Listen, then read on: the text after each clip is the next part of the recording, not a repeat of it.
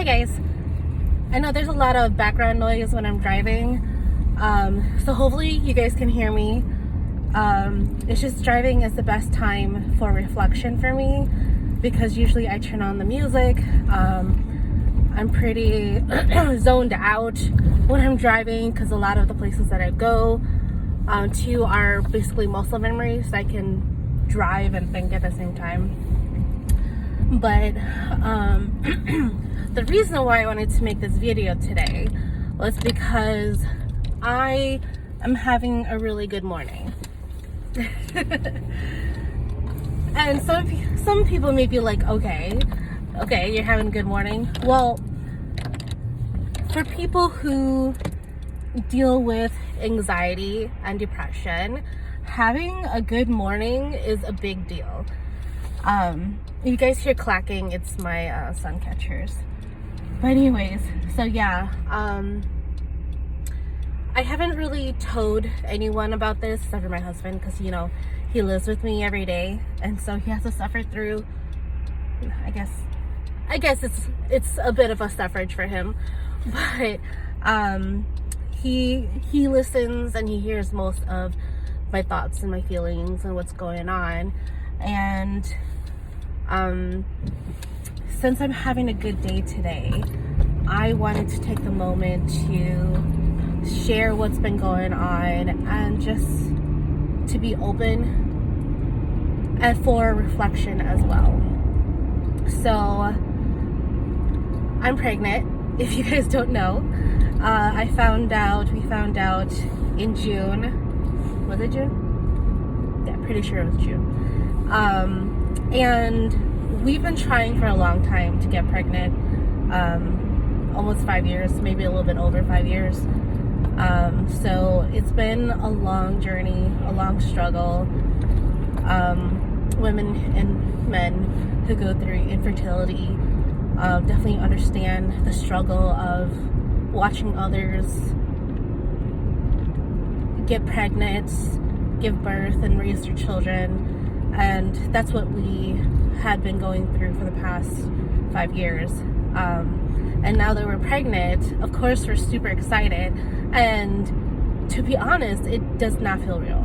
It does not feel real. And even though we've seen the ultrasounds, even though I feel the kicks,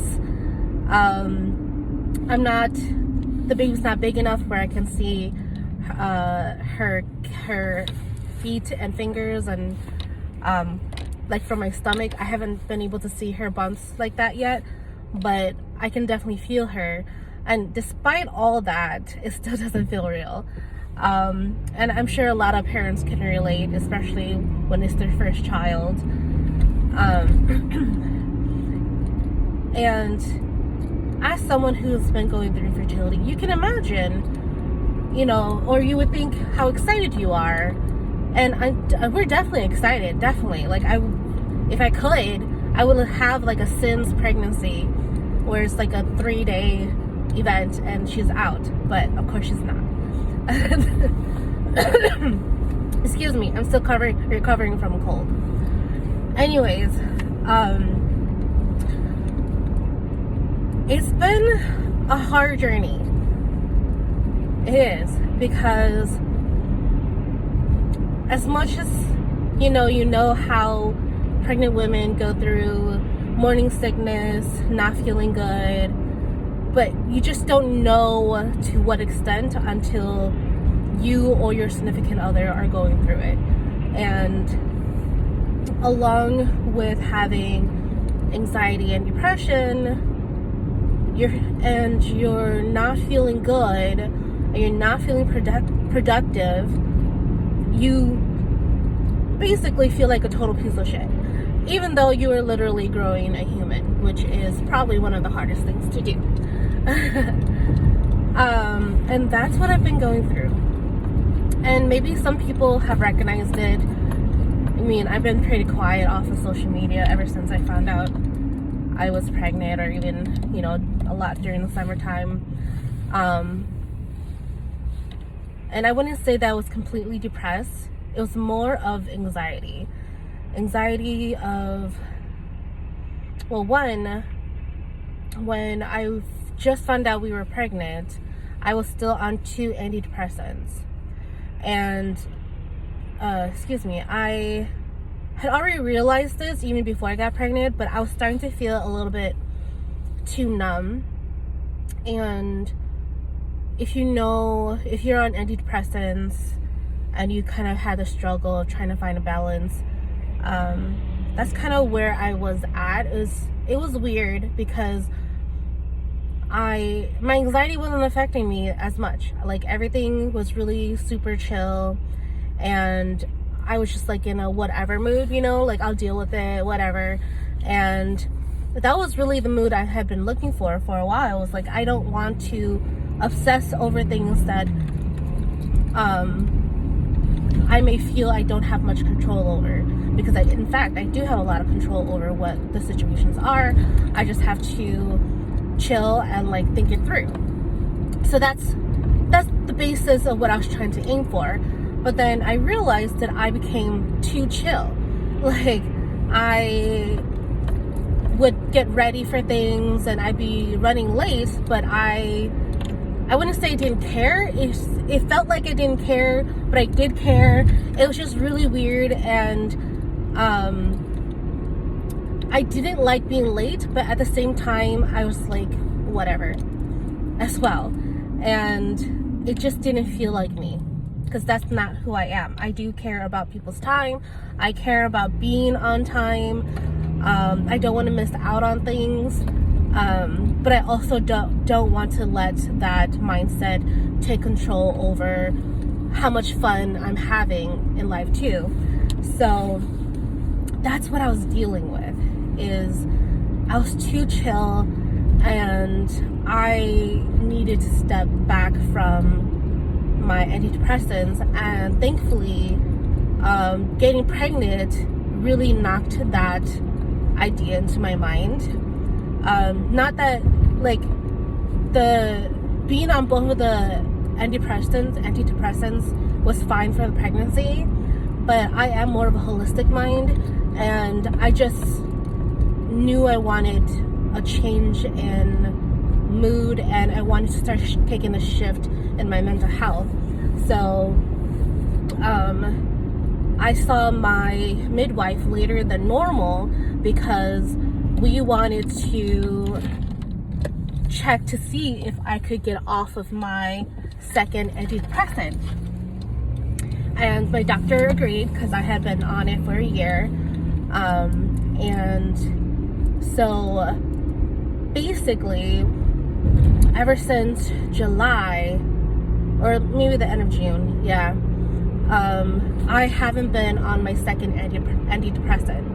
And have I noticed drastic changes? No drastic changes, thankfully, because you don't want to have drastic changes, because then your mind goes into defense mode, and you're like, what the fuck is going on? So like, I slowly tapered off, which is what you're supposed to do. And did I notice any changes? Yes, definitely. So the first changes were, I began to notice my anxiety butterflies more often. And yeah, that scared me a little bit. But in those moments, I knew that I just had to power through them. I had to remind myself, I'm okay. This feeling will not last, and I'll be fine. Even with that, I tried my best not to put myself into situations that I knew would trigger the anxiety.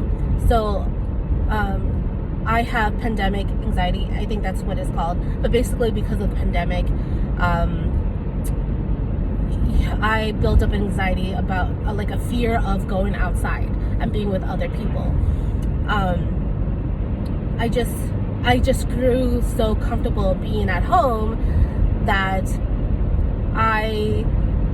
going outside of my home wasn't comfortable anymore. So that's what I mostly deal with right now, is being okay outside of my home.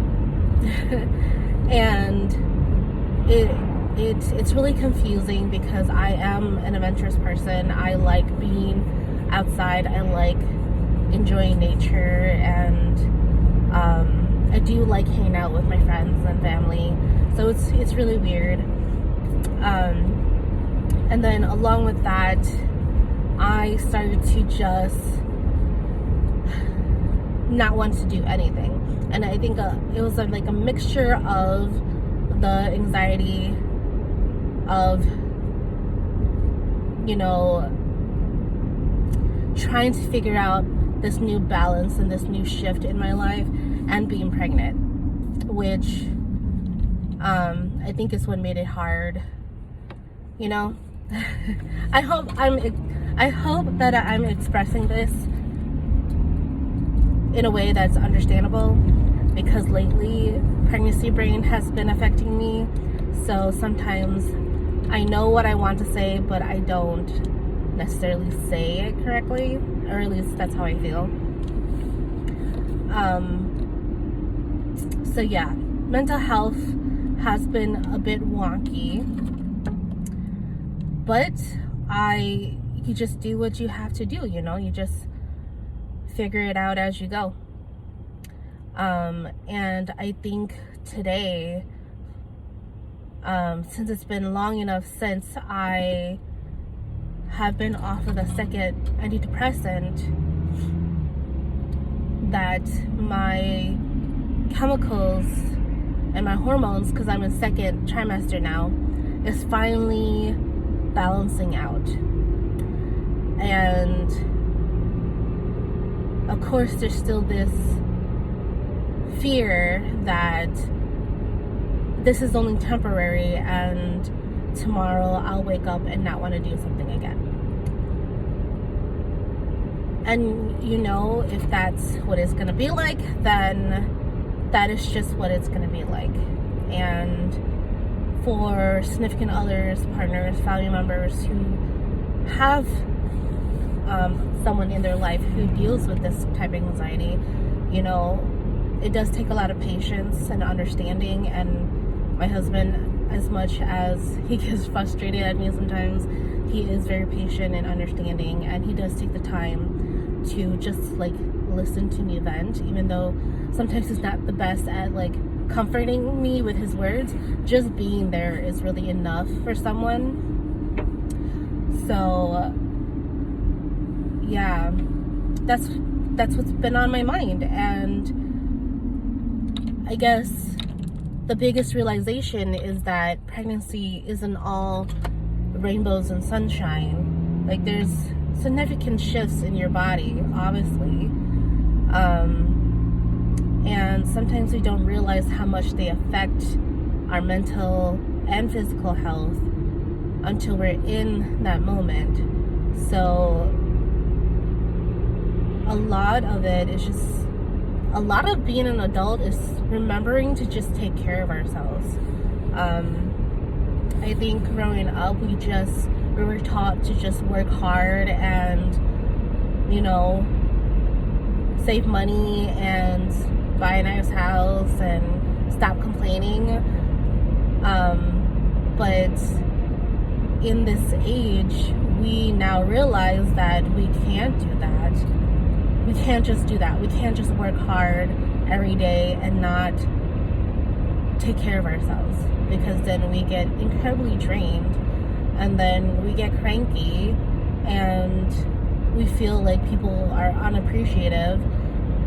Well, the thing is, what I've realized is that, you know, to feel appreciated isn't necessarily dependent on the people around you, but it's also how you treat yourself. And, you know, being an adult now, growing up, figuring these things out, and soon to become a mom, I feel like I just have to figure these things out so that I don't have to rely on my children to make me happy. You know, even though I went through infertility and that caused me a lot of depression, in those 5 years, I taught myself that my happiness isn't reliant on my children. It's on the life that I build, and having children to share this life with is a blessing. It's an extra. My children are for me, and I am also for them. But outside of that, like, we each get to live our own lives. We each get to decide how we want to value our own lives. And as I venture through this pregnancy and the next years of being a parent, I'm gonna have to continue to learn and understand that balance. Like, it never stops. And I think that's what really scares people, is we always just want a moment of peace and calm. And I'm not saying that we can't have that. I'm saying that having peace and calm is understanding that there's shifts in our lives, and those shifts aren't there to mess up our lives. In the moment, it feels like it's messing up our lives, but overall, the shifts that I have gone through in my life have never led me the wrong way. Like, I may have felt like I failed, but that's also due to how I felt other people felt about me. But if I really truly looked at myself, I've never failed, because I've always just done what I could to survive. And knowing and understanding that makes me feel powerful and in control. And, you know, that's my aim as an individual and as a life coach, is to teach people, like, the shifts in our lives aren't there to downgrade us, it's to upgrade us. But we have to learn how to recognize that. And if no one is there to teach us how to recognize those shifts and those perspectives, then we'll never truly understand what true happiness in life is. And that's what I wanted to share today. Just all the thoughts that have been floating in my mind, and just a reminder for myself that this is my life, and I don't want to live a life of regrets. I'm just going to live in the present, you know, envision my future, and do the best I can to survive. And that's what I've been doing this whole time anyways. And I know I'll make it through, because I've done it before. And I believe that you can too.